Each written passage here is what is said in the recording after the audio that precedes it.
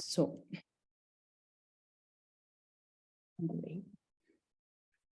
just a second. Okay. So, firstly, we will start with a brief presentation of the All Digital Weeks campaign given by our CEO, Peter Pavolchi, and then we will give the floor to Cristina Stefanelli, who is a project coordinator and a project manager from UNIMED. Right after, we will have Professor Simona Pezzano from IULM University, who will present what visual media literacy is and give you also some insights about our report results and best practices. After that, we will also involve the audience with an activity called What's Going On in This Picture, but we will tell you more about it later. And to close the event, we will also hear from two All Digital members, Mediabase and Data Ninja. And so Bert Pieters and Federica Renare will share with us their best practices in the field and past experiences from other projects. Yeah, I will show you the visual with the today's speakers.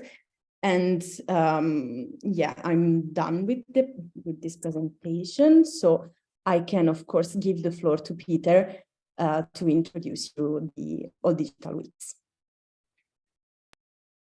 Thank you very much, Madalena. Thank you for organizing and coordinating this event. And I'd like to thank our speakers who have joined us today, and also our participants who have chosen to spend an hour with us, or an hour and a half this afternoon.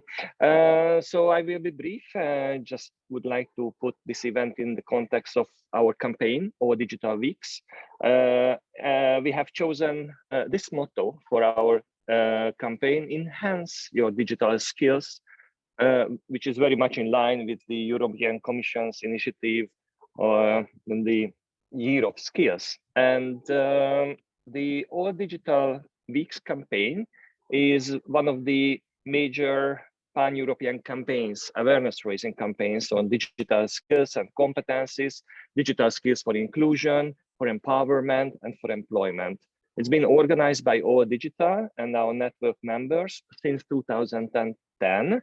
And since then, we have helped more than 1.5 million people to get online or to improve or enhance their digital skills through different activities. This year, the campaign is a 3-week-long program, started in the middle of April on the 17th, and it's lasting until the end of this week, until the 7th of May. It's supported by the European Commission, and it involves international, national, regional, local partners, participating organizations in many European countries. We have chosen 6 topics to be covered during the campaign. We are talking about the digital competence framework, DigComp, and the digital skills certifications. We address digital skills for equity, diversity, and inclusion, from basic to advanced skills. We highlight digital media literacy and culture topics, and today's event is aligned with this topic of the campaign. Cybersecurity and safer internet is a very important topic. Digital skills for environment and sustainability, and we also address digital skills for specific sectors. Our campaign is supported and co-funded by the European Commission, European Union. But we also have industrial partners who support our campaign, including Certiport and Microsoft. And to ensure the European coverage, in 21 countries, we have All Digital members as our national coordinators to disseminate, to promote the campaign, and to coordinate the local efforts and activities in these countries. But also to ensure the European coverage, we have partnered with 19 strategic partners.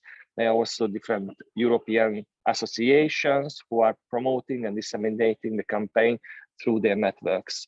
The All Digital Weeks campaign can be followed at the alldigitalweeks.eu website, and anyone can join our campaign by by registering and putting your events, your activities on an interactive map, which has already hundreds of events showing what's happening in Europe in these weeks.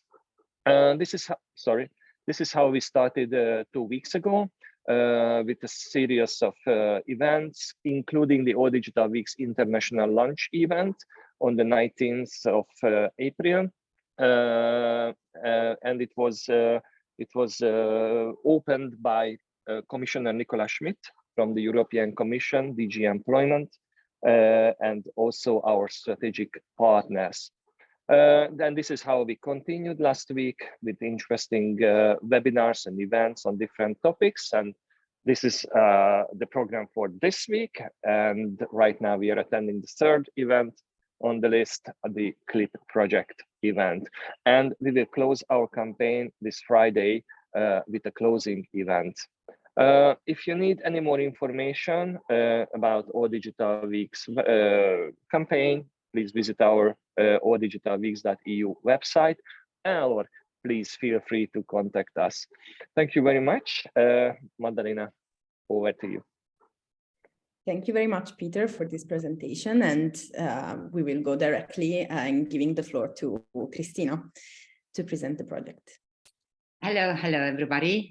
Good morning, good afternoon to all the participants. And thank you so much, Maddalena and Peter, for your introduction and for organizing the wonderful All Digital Weeks, but most importantly for all your work to enhance our digital skills, which is much needed.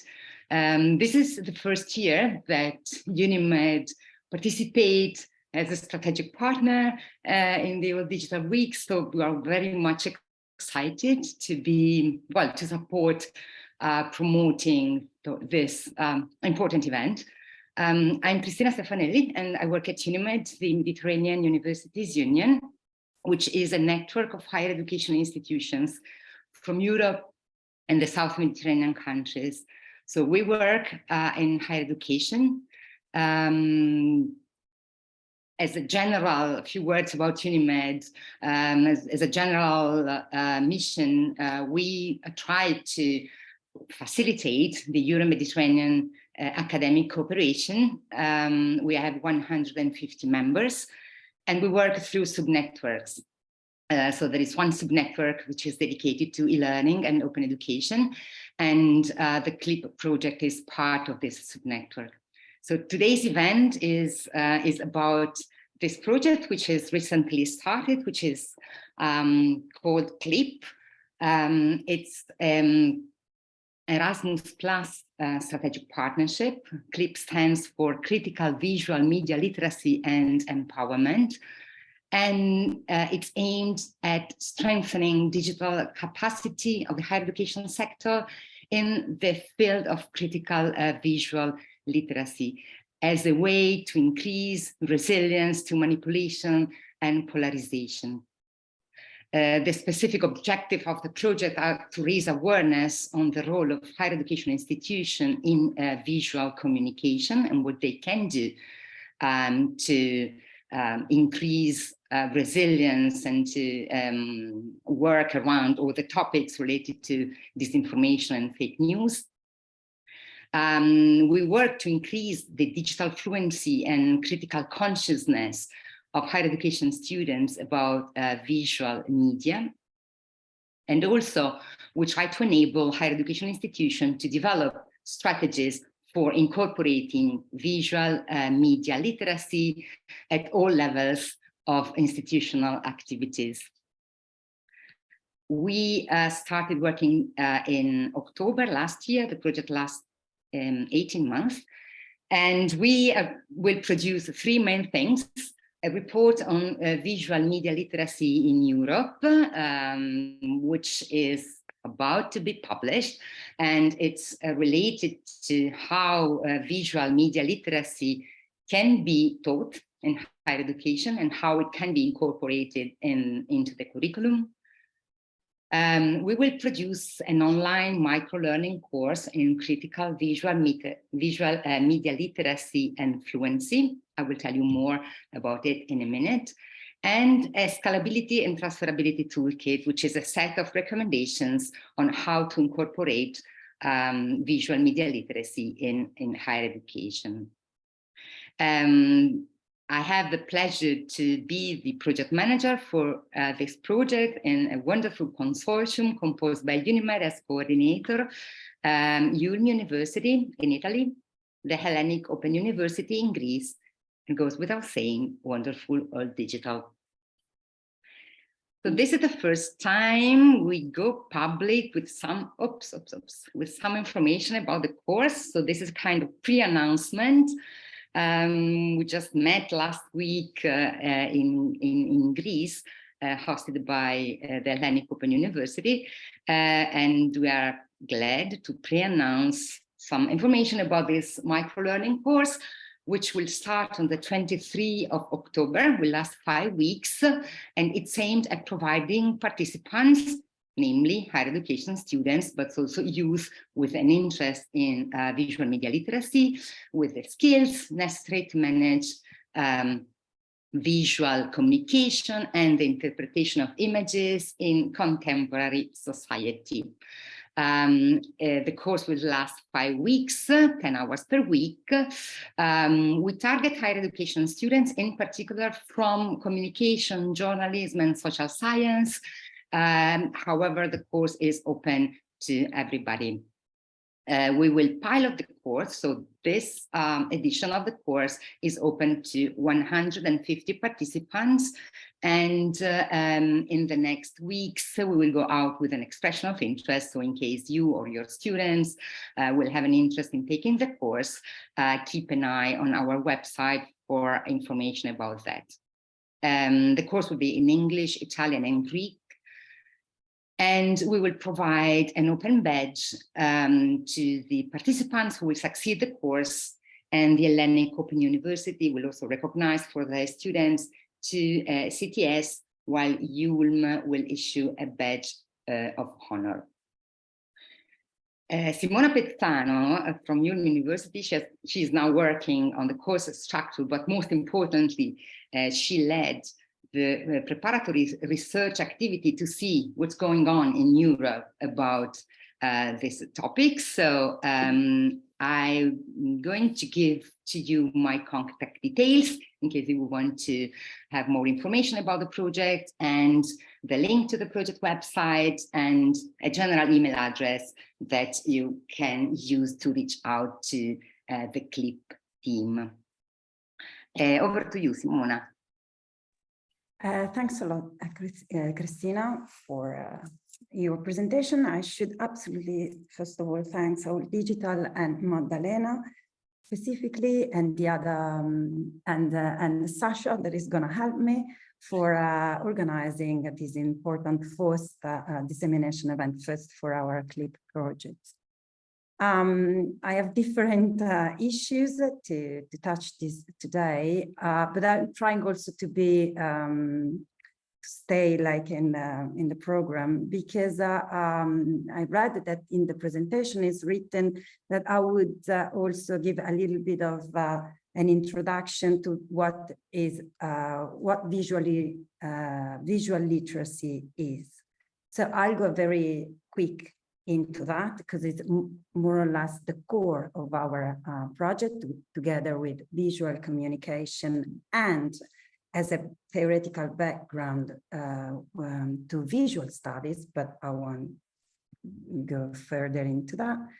But just giving a little bit of background, theoretical background, before going into the methodology and what we have done till now in order to choose 5 best practices all the partners found, and one of those will be also used today as activity. So basically, the visual literacy, and also Bert will mention in his presentation, because visual literacy is not so well defined because of depends on from which kind of background you decided to use this expression. But basically, we started thinking, we started considering the fact that on our contemporary culture, the impact of, we call it images in general, is to such an extent that has changed the meaning of what signifies to be educated nowadays. So basically, what is our concern is the fact that society is highly visual, and we actually followed what Mitchell, the father of the visual studies, declared in one of his fundamental book that is called The Picture Theory, that he said that we are facing a new pictorial turn. That means that basically the images are now central to communication and meaning making. And even though he declared that there will be different pictorial turns in the history of humanity, and every pictorial turns involve a specific picture that emerges in a particular historical situation. However, the unique of the turn of our present time is associated with developments in disciplinary knowledge disciplinary knowledge. That's why for us, visual literacy means basically also how we can introduce or like supported the higher education in order to use visual competencies for helping students to be more aware about how they get their information and how they should deal with images.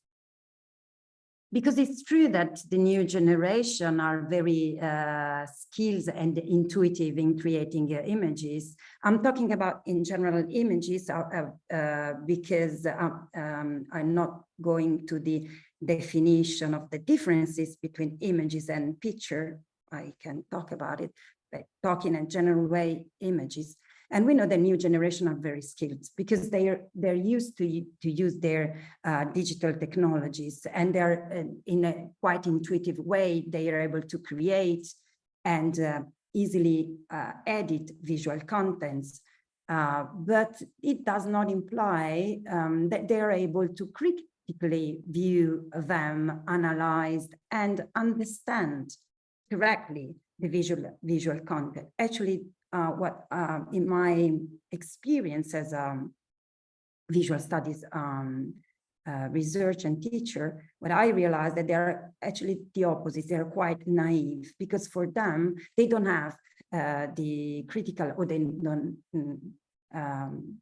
expanded, they don't have so much the critical distance to the images in order to understand them.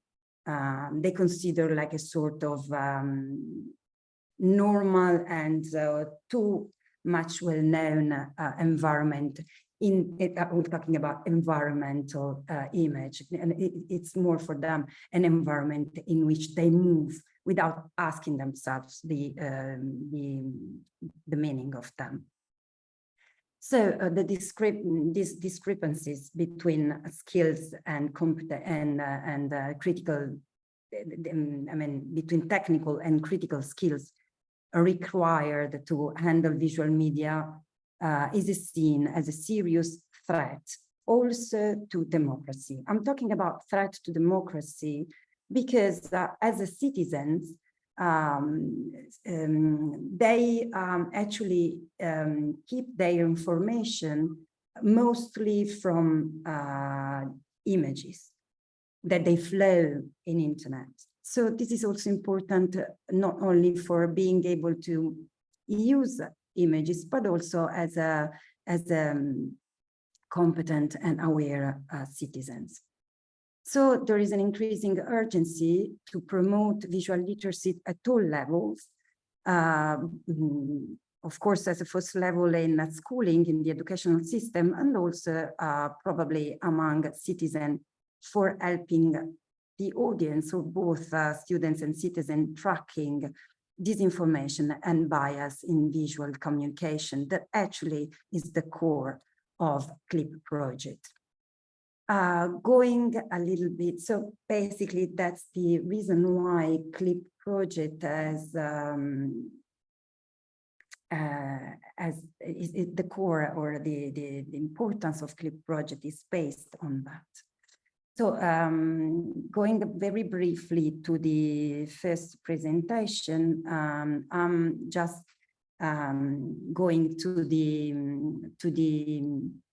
5 good practices on the visual media literacy we chose after we all partners checked through most of cases we found both in Europe and overseas. Sasha, do you mind to go next slide? Exactly. And next one, please, again. I'm asking Sasha to help me in order, since I have other documents open in my computer and I'll check it. So thanks, Sasha, again. So basically, the methodology we decided to share is that we search in internet following different criteria, because we have different, the partner has a different background. Your university is a communication and cinema and new technology university, and all digital is, we know him, and the ULM has been presented by Cristina Stefanelli before, and the Hellenic Open University is a digital university based in Greece. So basically all of us has different backgrounds. So we chose among our connections and sensibility also to check for different cases. So, and then we share, and we decided to select the best 5 practices among the 30 we found, solely dedicated to visual communication. So we decided to be very focused on that. Next, please. So we analyze best practice, these 5 best practice, basically for identifying effective learning strategies and the competencies, skills, and expertise that actually have slowly different meaning needed by students and citizens to raise awareness on the role of the visual technologies in present time, as I explained before. Next, please.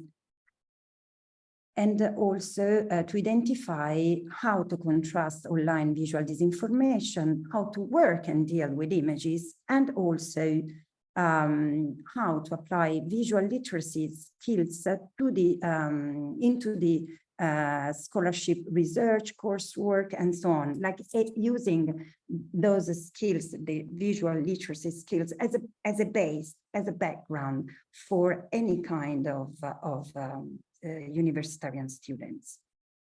Next, please. Fantastic, thanks. So out of 5, the first one is what's going on in this picture. It's an activity that is launched by the New York Times And based on this activity, we are gonna share with you later on this presentation the same activity in order to play with images a little bit.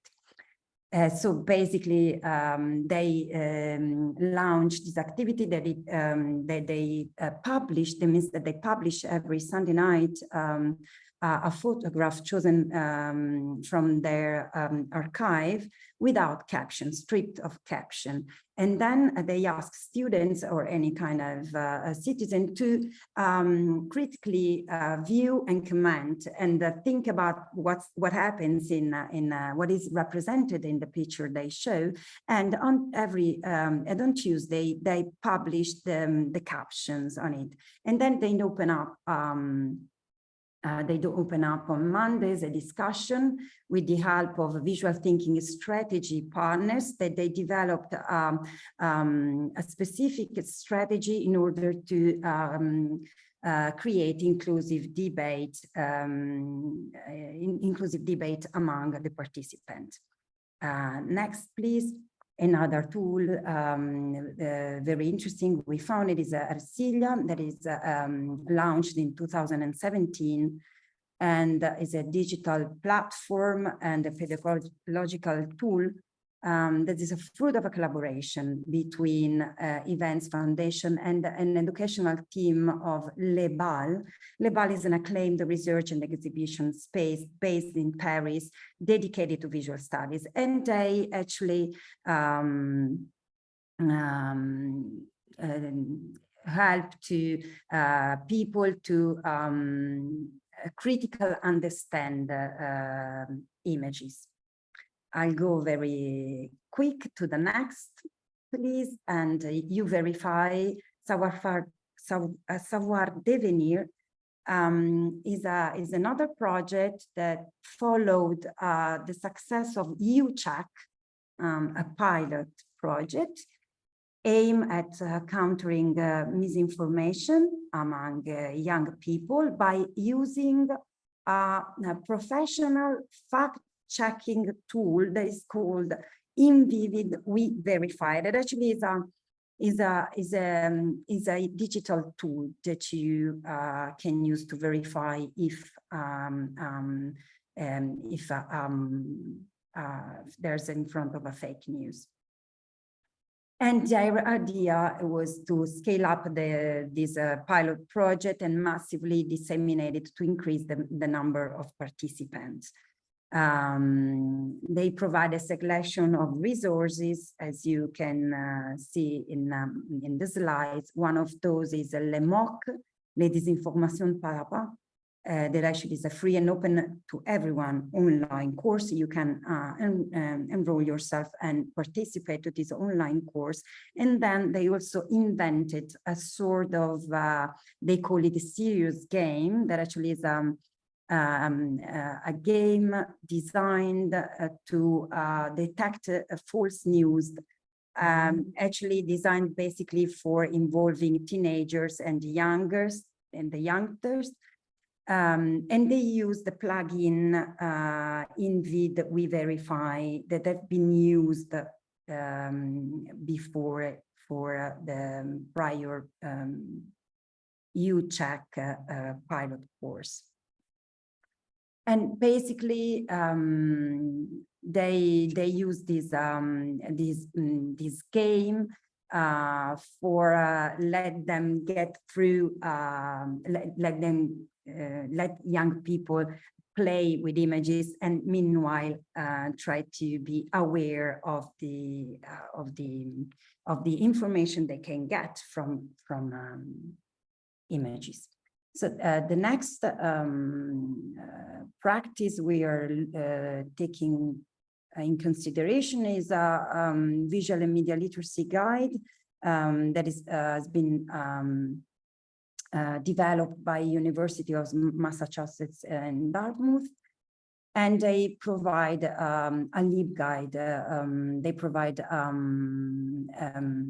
visual and media literacy LibGuide for all faculties and students with tools that to develop and to apply visual literacy skills in scholarship research, because they realize that the importance of having visual skills is not just for visual communication students or for students that they are dealing with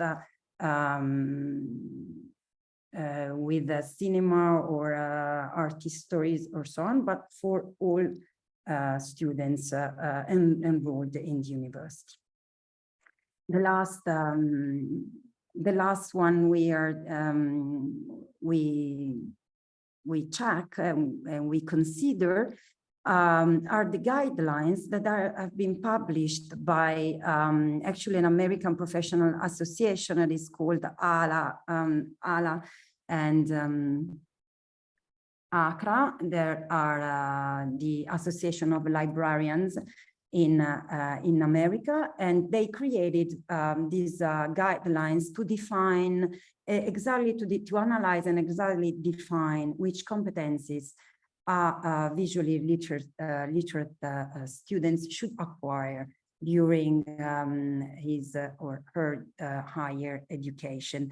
And we also use this as a sort of path, as a sort of theme, in order to double check if our micro learning course we are implementing and designed in these weeks are following all the criteria they mentioned in these guidelines.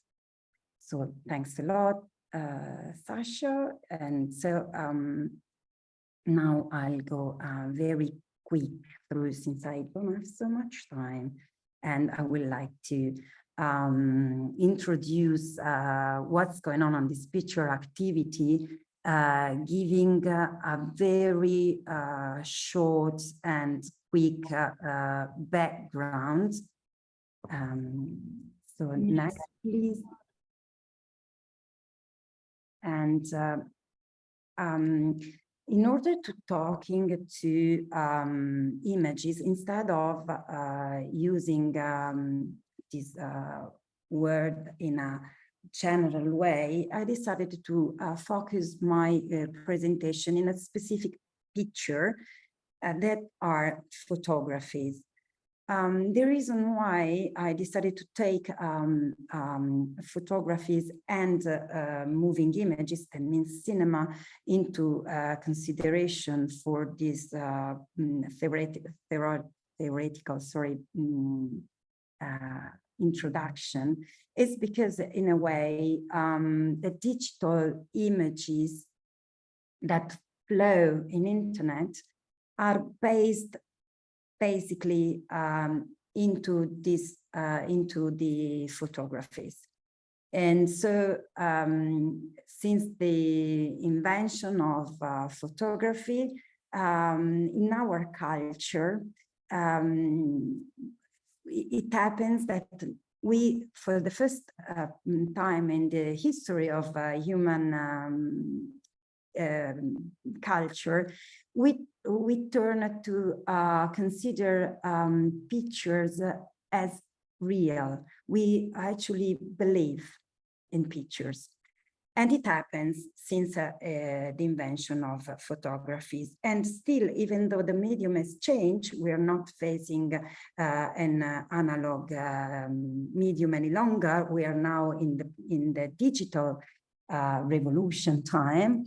We are still believe in a picture. So next, please. The point is that this belief is background, is terrain, in the fact that the photography has been presented as a scientific invention. And also has been literally presented to first time in front of a scientific bunch of people. So the certificate of credibility generated by its origin extended its power to the whole horizon of the images produced since then, and still is on in our digital era. Next, please. As we consider basically a photography sharing a dual identity between science and art, because photography and audiovisual, and nowadays any audiovisual pictures are have an ambiguous status between science and art. Next, please. Because it's embedded in the picture two opposite qualities. They are objective because the chemical instruction that the analog medium used a chemical process in order to make an image appear. So there is an objective aspect, but also every picture shown or is a point of view, a specific point of view of someone, of a subject that take that picture. Next, please. So we should ask a photograph, we should always ask ourselves, a photograph is an evidence of what exactly? It's always possible for photography to misrepresent something. Next, please. So basically, what is important also is the relationship that it exists between captions, between words, between text that surrounded a picture and what is represented in the picture itself. So basically, all photographs waits to be explained or falsified by their captions. What does it mean? It means that, as we realized during the activity, what's going on in this picture, we are basically quite often driven by text to decide what we are seeing actually in a picture. Next, please. So it happens quite often that, especially if there's a certain distance, both temporal or spatial, means geographical distance from the observer, a photograph can be shown, what photograph represents could be interpreted in different ways. To read it, and I put it in caption, these terms read, that actually it's an oxymoric way of talking, since we don't read any image, but visual literacy is about that. How can we talk and read and use a language referring to images? So to read pictures, we need also to, we need to know something of the drama of which the subject of the picture is a part of. Thanks, Sasha. So this is a famous example I usually use in also during my lessons, because an historical and important example that has been quoted quite several times, because it is a picture that passed in the chronicle and the history as a picture of a Loch Ness monster. But the point is that this, because the person who took this picture, and nowadays known as a surgeon photograph, the person who took this picture, he let it,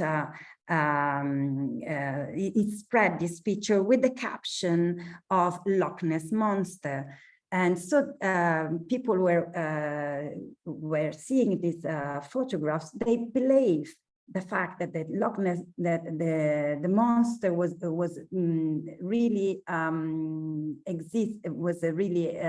in the Ness lake, because there were lots of legends and lots of talks about that in this deep and quite dark lake, there were some strange animals or whatever form of animated animals. So there was an expectation to discover something inside. And this guy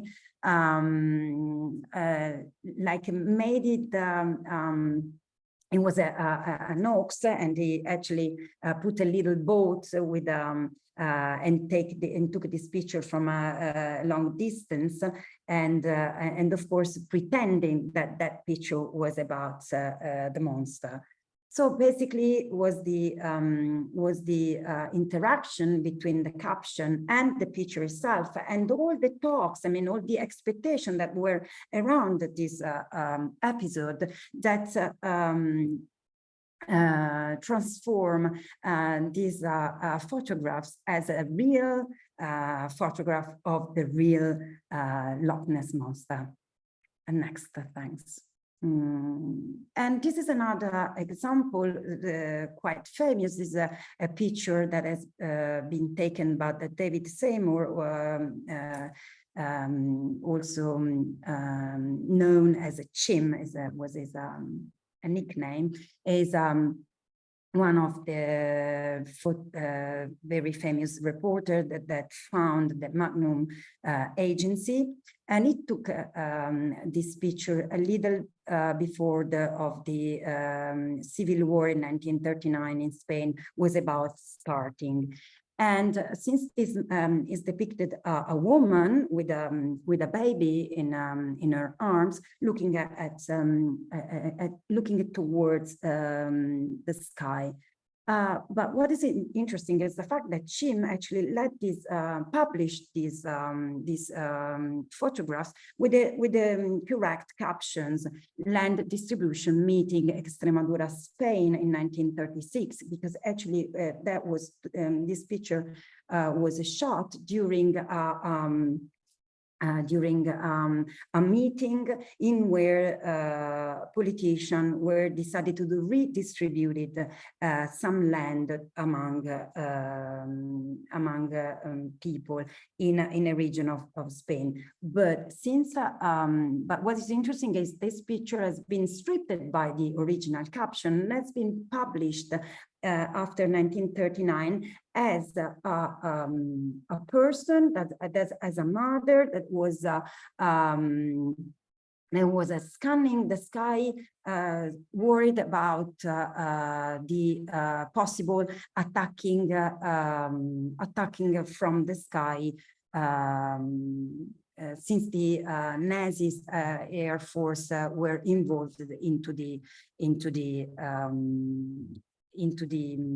civil war. So also this is interesting about it was a reinterpretation of this photograph according to a change of the caption itself. Thanks.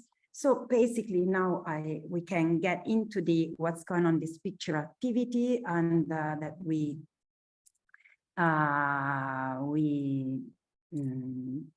took from a New York Times website. So I think Maddalena. Yeah, I can start sharing the activity. And thanks a lot. Firstly, I would like to thank you, Simona and also Cristina, for your presentations.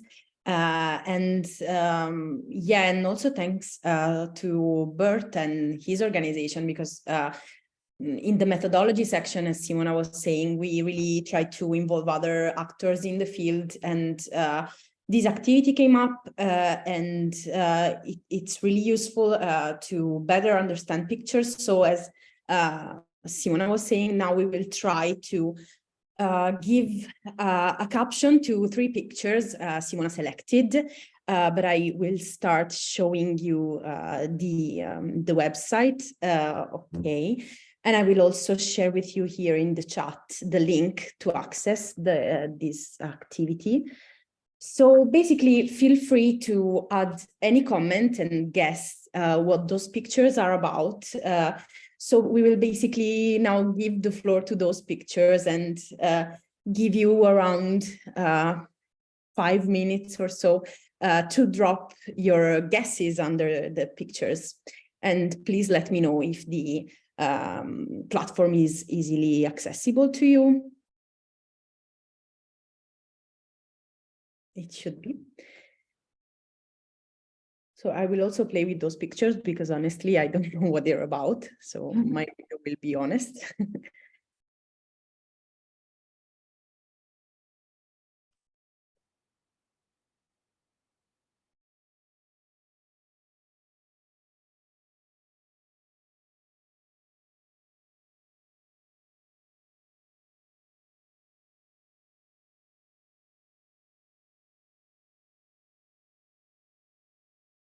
Oh, but my name shows up, but well, okay, I'm not anonymous, whatever.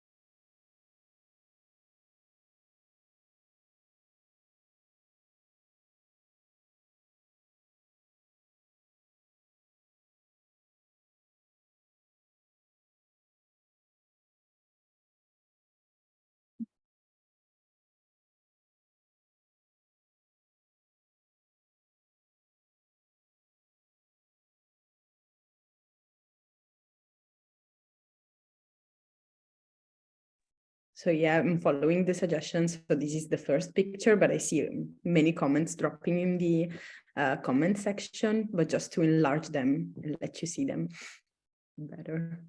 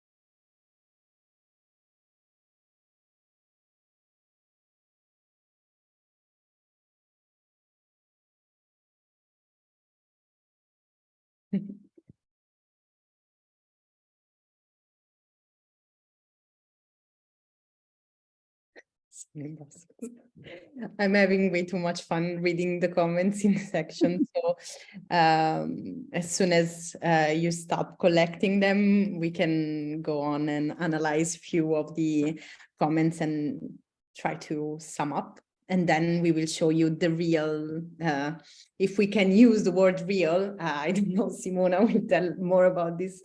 But yeah, we will show you the context in which the pictures were taken. Let me check if someone else is writing something. If not, we can go on. Wow, that is interesting. It's a super fun activity. I really like it. Yeah. And yeah, as Christina said, the training we are preparing for the project will also feature this activity and many others. As all of us, we are really excited to see the project grow, and we're already working on 2 of our main deliverables. So I think everything is going great. So I think we can start analyzing the comments. Simona, I don't know if you would like to say something or wrap up what has been shared. Yeah, I'll wrap up, so I'll speed a little bit. What is really interesting that I realized that, for example, in about picture 2, someone says, anyhow, somewhere in Latin America, looking at the buildings and mountains and license plates.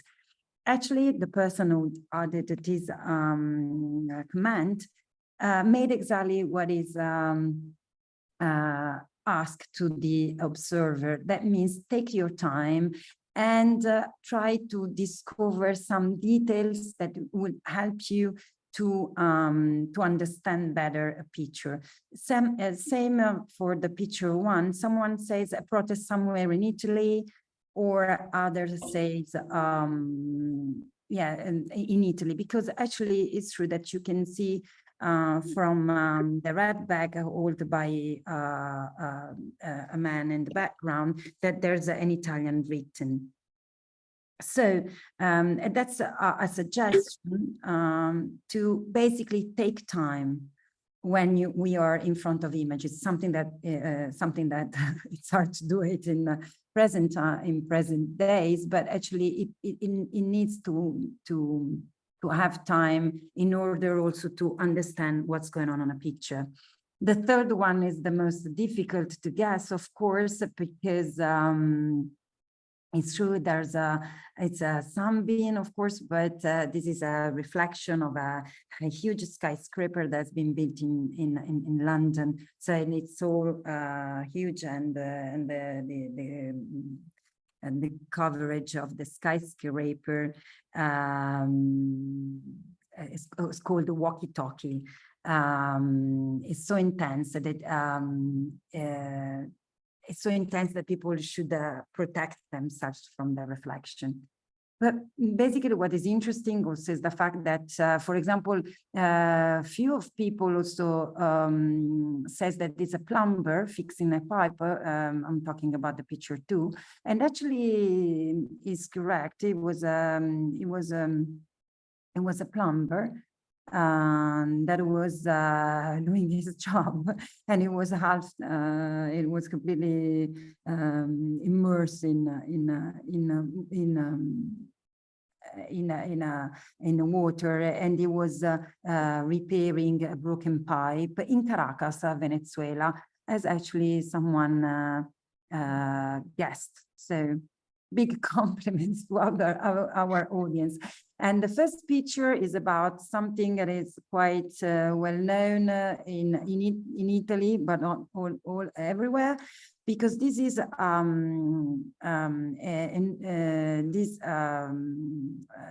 these photographs depicted an orange thrower from Team Death. This is an orange battle that happens once a year in Ivrea, and traditionally they throw themselves oranges through each other. Yeah, so it seems a protest or a riot, but actually it's more like a traditional a traditional activity, a traditional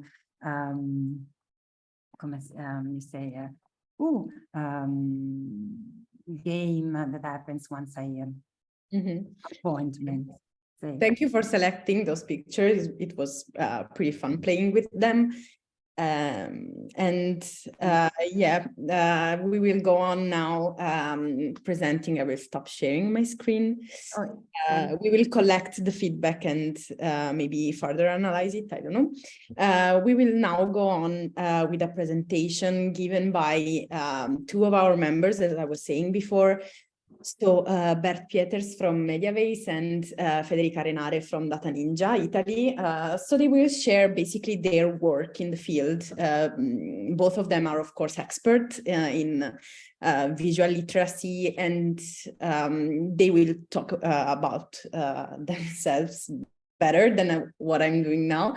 But basically, we will go more in details and also share the knowledge with them. Just this was planned to be like a co-creation session, being that we're working on the training, but also just an exchange of good practices once again with them. So please, Bert, feel free to share your presentation, and thank you again for participating. Great. Hello, everybody. When everything's right, you should see my presentation for now. I see some nodding, so that is correct. We've been doing quite a lot on visual literacy in the past years, but I will focus on one activity that we have, is how to read a meme. But maybe just let me briefly introduce myself a bit more. I'm working at Mediabase. Mediabase is the Flemish Knowledge Center for Digital and Media Literacy. Flemish meaning we are working in Flanders, that's the northern part of Belgium, working for the Flemish people. As you might be aware of, Belgium is a country with 3 languages. So we're only working for one of those parts. I am working on the topics on disinformation, online polarization, and visual literacy, meaning that I'm mostly creating educational packages, educational materials on those different topics, but not all by myself, in collaboration with a lot of other organizations, a lot of other people.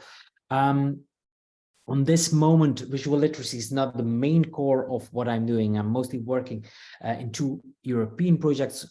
One is ADMO. ADMO is a project with different hubs. I'm working in the Belgium Luxembourg hub. It's a collaboration of fact checkers, researchers, and educational organizations uniting against disinformation. So that is one of the things that we are focusing on. And TeamLit is another project where we try to create a network of educators, so people working in universities, in university colleges, in organizations who train teachers in media literacy. Those are my main subjects at the moment. As I said, Mediabase is the Flemish Knowledge Center for Digital and Media Literacy. Let me focus a bit on what we understand as media literacy. Media literacy is the whole of knowledge, skills, and attitudes, so competences, basically, that allow citizens to deal with the complex and changing and mediatized world in a conscious and critical way. It is the ability to use media in an active and creative way aimed at societal participation. That means that we at Mediabase, we're working about games, we're working about news, we're working on social media, but also on images, for example, on art, video, because you can express yourself via video, you can express yourself via memes, you can express yourself via GIFs. But it's not, we don't teach that often about it. Actually, we analyze text, for example, in classes, and we do that quite critically.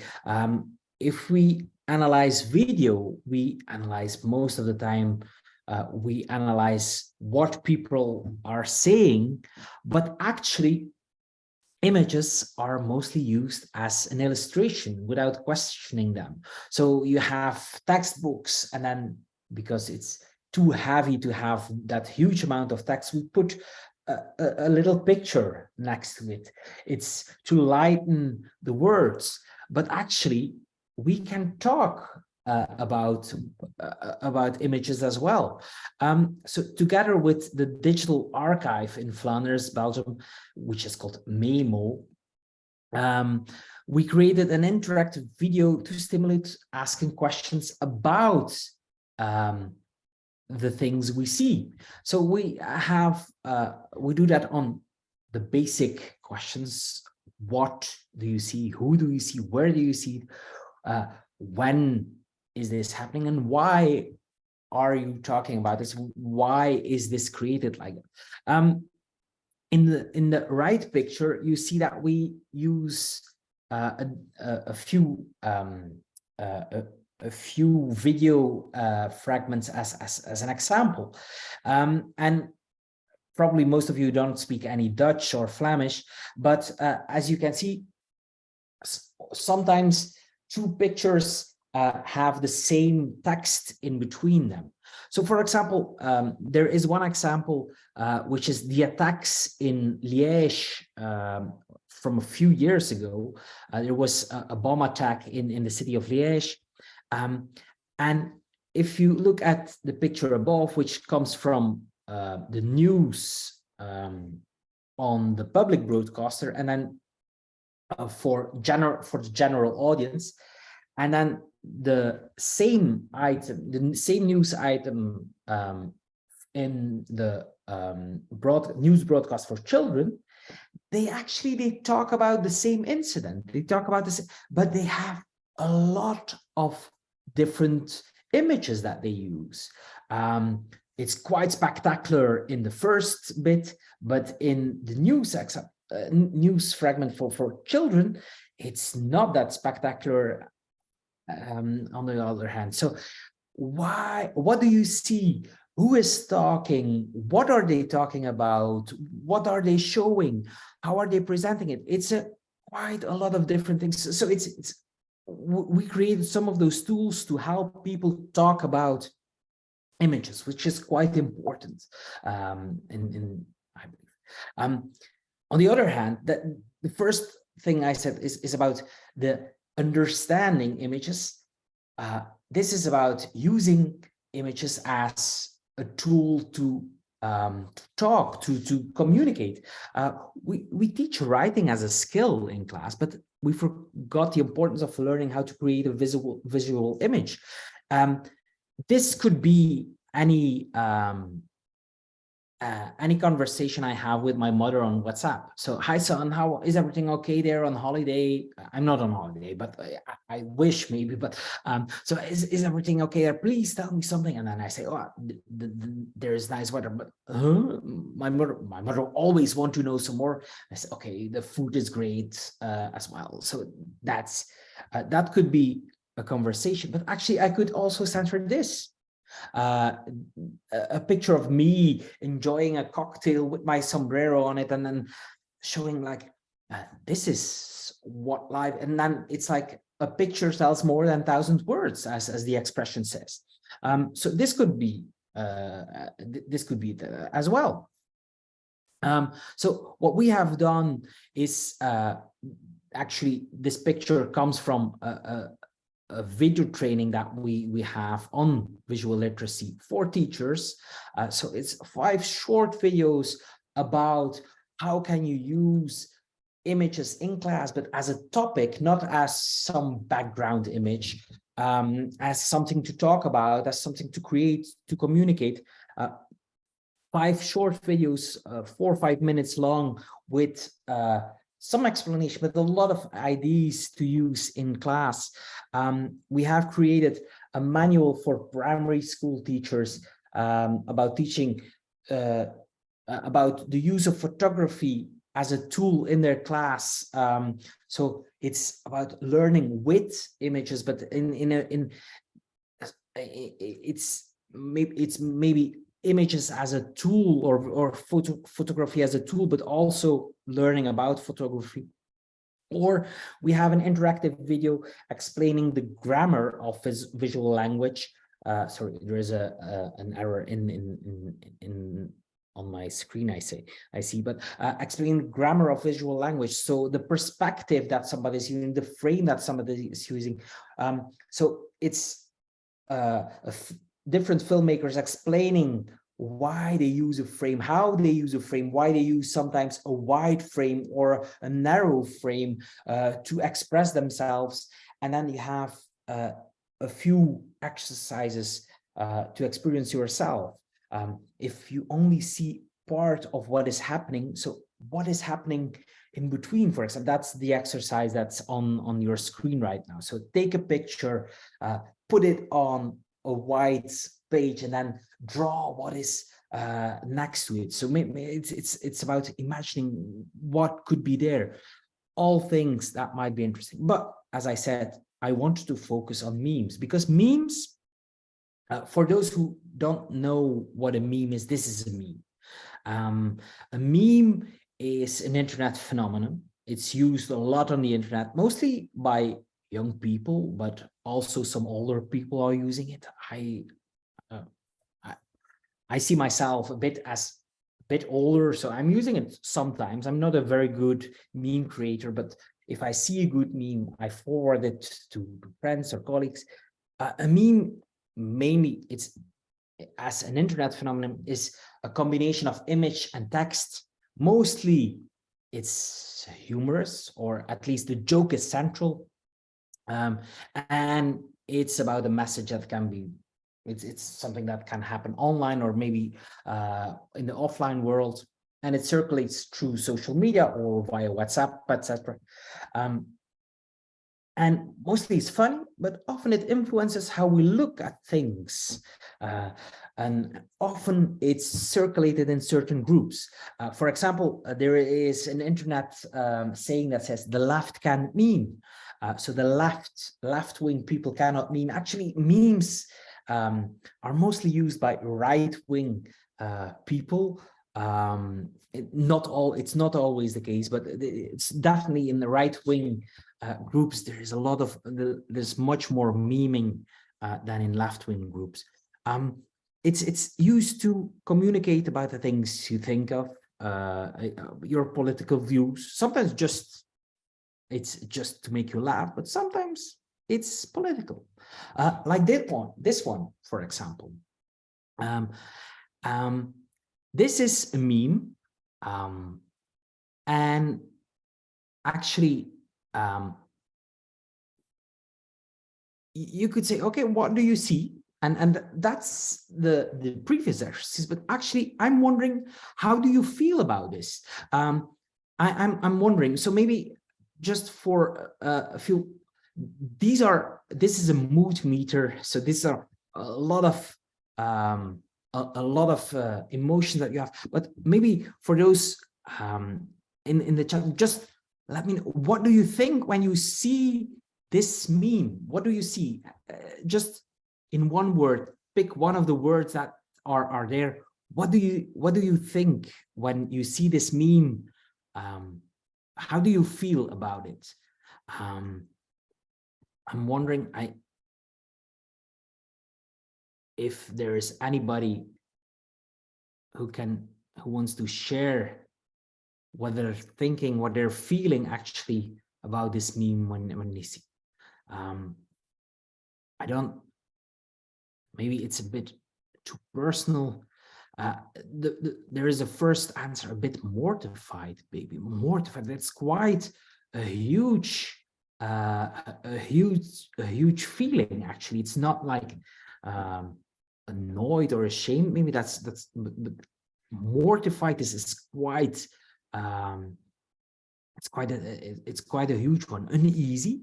Well, yeah, that might be a good, uneasy, and maybe because you are afraid of what I'll be asking afterwards. Most of the time when I show this picture or this meme in teachers or to classroom, people get upset. And actually, it can be for different reasons, actually.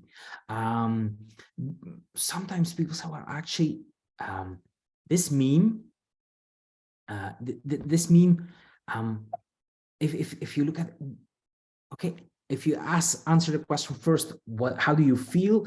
The second is, okay, what should this mean? You could say, okay, in what circles would you find this meme is a good question, a good second question, because this is probably, and then you have to think about it yourself. So where would this circulate, this meme? Probably this is a meme. It says, you have stolen my dreams and my childhood with your empty words. It's something that Greta Thunberg has said that. And then you have the boys and they say, well, that must be traumatizing. So it's like, it shows, it pretends to show some inequality. Somebody used the word, that climate change, who cares about it if there are children still working and not going to school? That is maybe what they are saying, but this is not circling in circles who wants equality for children or children's rights activists.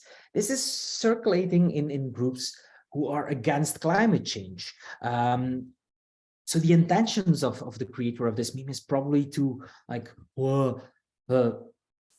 F you, Greta Thunberg, we don't want to participate in all your climate change bullshit. We don't want to think about it.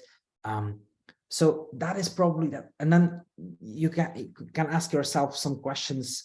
Okay, how would you evaluate this meme? Is this a good meme? Is this a bad meme?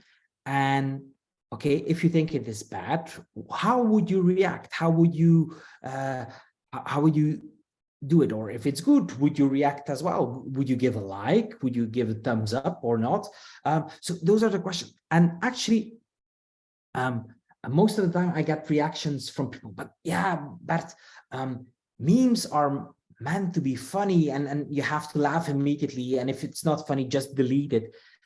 But they have some influence on it because they try to, there are quite a lot of groups who put those memes on a daily basis. So it's actually creating some reflection time for people to think about other things.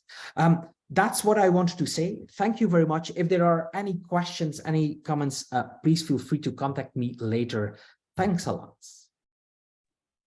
Thank you, Bert. This was really, really interesting. And as you said, it doesn't matter if you agree or not with things you see, but it's nice to have that moment where you analyze something and try to understand how you feel about it and see the ideology behind something you see. And basically, that's a real great example on how we can express ourselves through images and also convey a message. That being said, I would give the floor to Federica, and the floor is yours. Thank you. Thank you. So I share the presentation. Okay. Okay, can you see it? Okay, perfect. Thank you. Yeah. Okay, so very briefly, for instance, thank you for having me and Data Ninja and Open the Box here. We are really happy to share our practices. And Federica Renare, I'm working with Data Ninja as project manager and educator for Open the Box. That is a media and data literacy project for Italian high school teachers. But I'm also a PhD student in semiotics in the University of Bologna, studying interfaces and devices for multimodal learning. And in general, a didactic designer and educator for On Life project based in Bologna. So We already made a lot of assumptions about the role of images in our lives, and I think we can all agree that we are used to see images around us. We are used to sharing them. We are used to using them. But what I would like to focus on today, as Simona before me already said, is the fact that we are not always able to read, interpret, and really understand the images, at least not in all the forms that they can make, and they can take, sorry.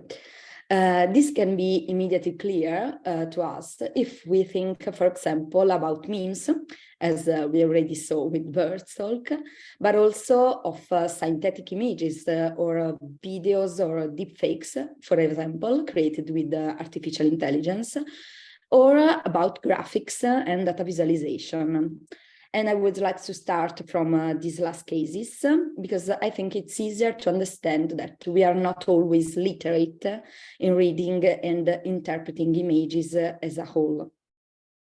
So I would like to start with this front page from the New York Times, shared and published in 2021. It was the first year of pandemic, and they were starting to make the point of the damage caused by COVID-19. This front page has gone quite viral, but I would like to show it in full, if you don't remember it or if you didn't see it. It is a powerful image, but it's also a data visualization that has been much discussed. From a formal point of view, I think it's a clear image and a graph that it's easy to read and interpret. We cannot see it in detail now, but we can say that despite the fact that it's the result of a very complex data collection exercise, it is very clear, the legend is clear, it's clear the direction of reading it from the top to bottom, and in general, it's clear the message that it wants to communicate to us. Many people have died, so many that at the bottom we can distinguish one dot from another. The problem here was the reduction of people's stories' life literally to a dot. This will open up a series of ethical evaluation that we cannot make here, for we have not so much time, but let us limit ourselves to saying that if almost everything can be counted and data visualization can be done of almost everything we can count, perhaps it's not always necessary to do data visualization to talk about large numbers. So we can skip to a different kind of data visualization, such as these.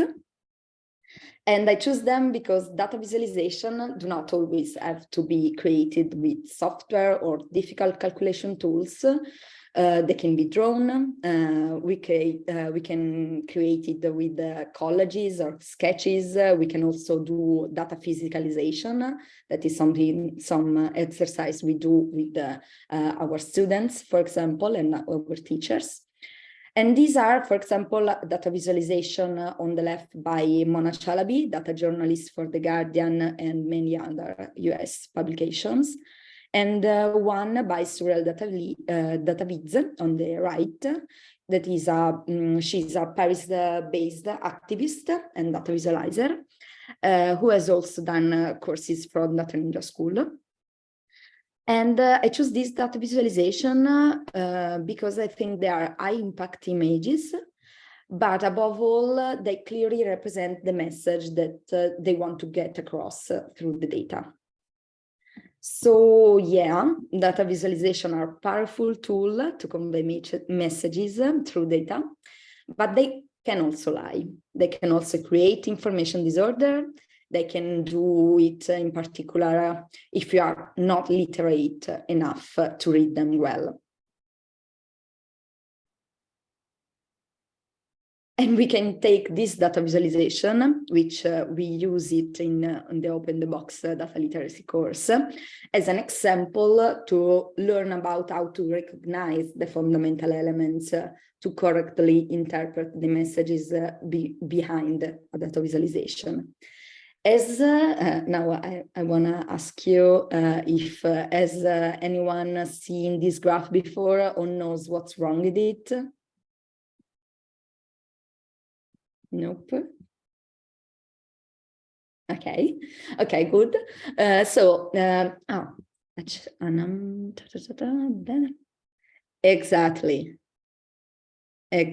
that's the point. The problem lies, in fact, in the axis. The y-axis, so the vertical one, does not start at 0. And this creates an error in the visualization, making the difference between 35 and 39.6% huge. This one will be on the right, this one will be more correct. But we know why these errors are made. So it is important to be able to recognize them. And in the bottom, there are a different kind of data visualization starting with the same exact number, but the thing that change is the y-axis. So you can see that could be really, really, really different. So this was just a brief roundup of examples that we use in Open the Box, which is not a visual literacy course in specific, but deals with the images because a large part of the content that characterizes online information is images. And since one of the aims of these talks is to illustrate some practices of education people about this content, I want to give you some information about our methodology. First of all, Open the Box is a training course designed and created for secondary school teachers and is structured to be online. And the course consists of asynchronous training materials that are shared with our teachers and live workshop that we can, during which we also co-design a lot of activities and practices as well. The teaching methodologies are based on two main models that are the flipped classroom and the inquiry-based learning. So we always start from facts and news to promote the research of primary sources and the use of a lot of digital tools to analyze all kinds of contents. So from the beginning in 2020, we reached and passed our goal, and we are really happy about it. We reached over 20K students, over 4K teachers, and we made a lot of classes together. And these 800, for example, there are just the traced one, but we think that there are more. And more important, we really create a strong relationship with teachers. I also see that there are some of them here. So thank you. And if you need more information, I'm here. Thank you very much, Federica. It's really nice to see other projects gaining so much success throughout their implementation. So before we go, I would like to ask you, if you want, of course, to take a group picture. So basically, we should all enable our video camera and take a nice picture if you want. So please turn on your camera in 1. And smile.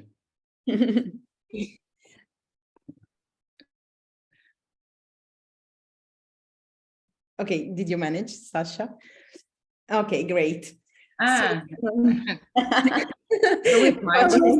Sasha. Yeah, I also try to have a countdown. Sorry, but, well, we can repeat if you want.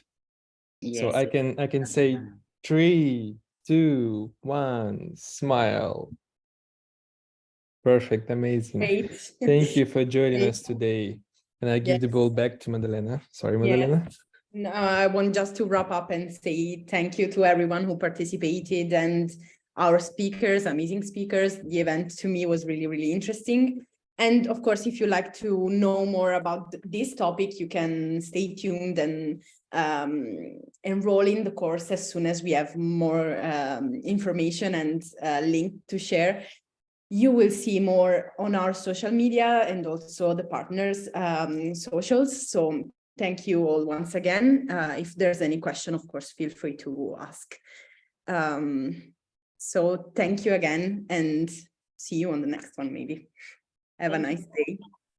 Thanks a lot, Rebecca. Bye-bye. Thank you. Bye. Thanks Thank again. you. Bye. Mille Maddalena. Poi ci scriviamo. Bye. Ciao, ciao.